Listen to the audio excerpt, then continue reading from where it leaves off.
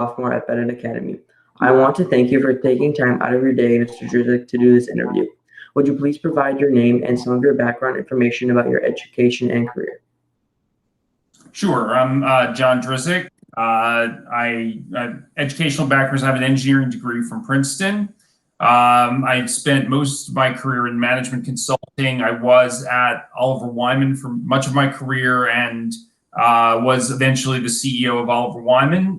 And then for my last 6 years, I worked at Marsh as the president of the Global Risk and Digital Division of Marsh. And I'm continuing on now in a part-time advisory role with Marsh, but I'm no longer an executive there.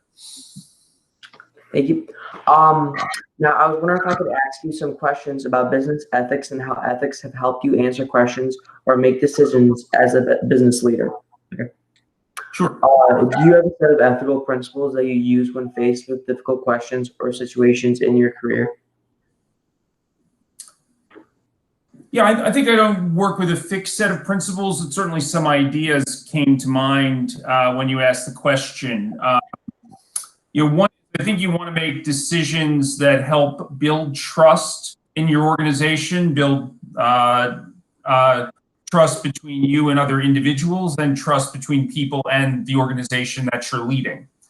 I think that you want to be showing respect for people. Sometimes there's tough decisions, and there are going to be decisions that people don't like or may not work in the way that they're hoping. But I think in general, if you show respect for them and you are thoughtful about it, you can come out building trust, not weakening it. And then finally, and I think an important one here, is to consider short-term versus long-term issues. I think that some of the issues that come up, I think, in ethics are things where there's a short-term commercial advantage for something for you, but there's a long-term reputational disadvantage.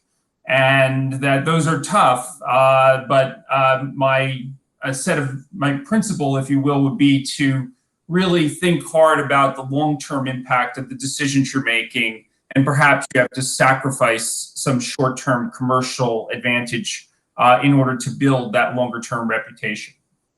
Thank you. Would you be able to provide an example of a situation in your business career that you faced in which you applied these principles? Sure, I can provide a couple of examples. One, a simple one that comes up a lot in management consulting is around confidential information and the use of confidential information, the protection of confidential information, because our clients are trusting us with this and expecting it to be protected. But you come up with many situations where there might be some advantage to you in some gray area of sharing some of that confidential information. I think you really have to be very careful with those. And just as a simple one, for example, we had a policy protecting our client names unless they agreed for them to be disclosed.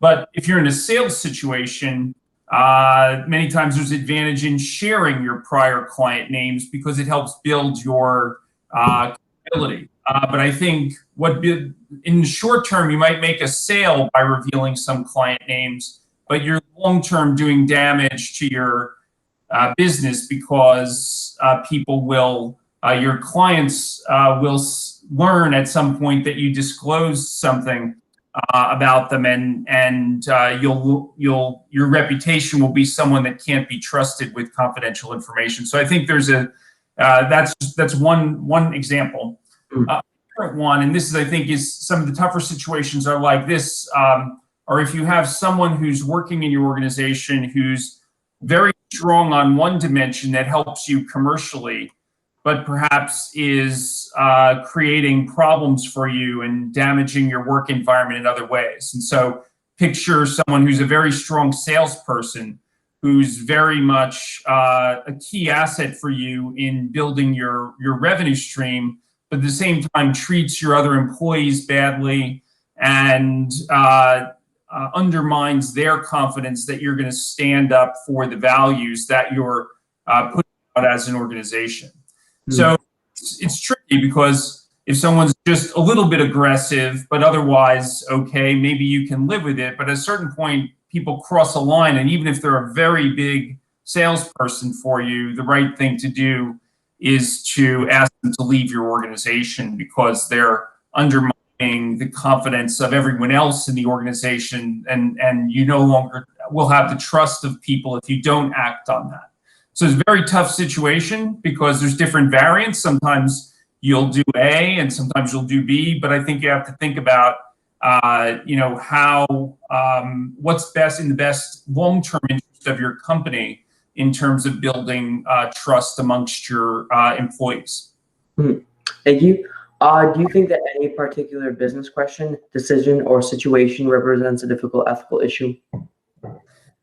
Well, I think this last one I raised presents some of the more difficult issues. There's people issues because there's always variations on this theme, and it's easy to say, you really need to take out all people who don't follow your values. But there's always going to be, to what degree have they done this? Everyone makes mistakes now and then. Can you live with can you tolerate? Because maybe tolerance is also one of your values. Mm-hmm. If you want to tolerate to some degree the fact that people are people and they're going to sometimes do something that is problematic, but they're otherwise pretty good people for you, versus someone who's consistently undermining your values. But that's not an easy thing. That doesn't lend itself to the kind of black and white nature of, say, sharing confidential information is a black and white issue. But people issues, I think, are difficult simply because people are complex, and therefore no two issues are the same. Right.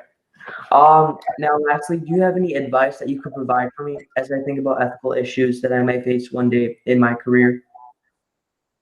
Yeah, I'd give you a couple of thoughts. One is, you're probably going to have a long career. And so I would say, think about decisions you make in the context of, it's not just this day or this month or this year, but you're going to have a reputation that you build up in business. Mm-hmm.